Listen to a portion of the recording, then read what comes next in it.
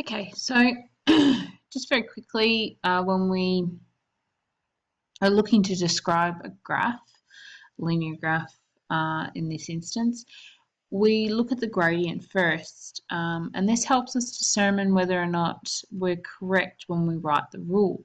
So we have four types of gradients to consider: positive gradients, negative gradients, zero gradients, and undefined gradients. Now, undefined gradients are a bit tricky, so we'll leave that one until last. Positive gradients are just graphs that have the shape or the direction where,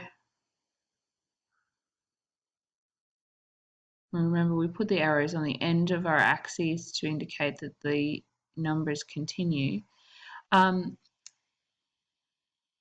It's just whenever we have x increasing and y increasing. So we have a positive rise and a positive run. Now, it can have different steepnesses, but it's all going in that direction. So you have y increasing as x increases. The negative is obviously just the opposite. So instead of having y increase as x increases, y actually decreases. So we go down when we do our rise. So for this one here,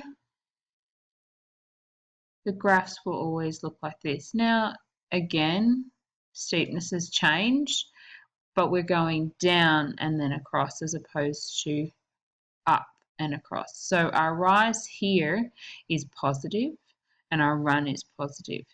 Our rise here is negative and our run is positive. For zero gradients, there is no rise. So you have a horizontal line at any point on the y-axis, but because you have no rise, your gradient will be 0 on whatever run you want to do. But because it's 0 on the top, 0 divided by any number is 0, therefore you have a 0 gradient.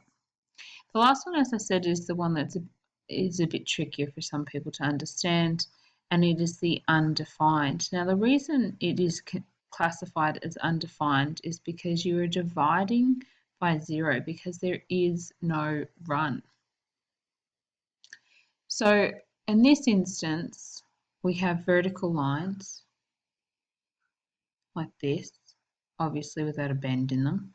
And the reason it is undefined is because you can have whatever rise you want to have, but you are dividing by 0, and any number divided by 0 is undefined.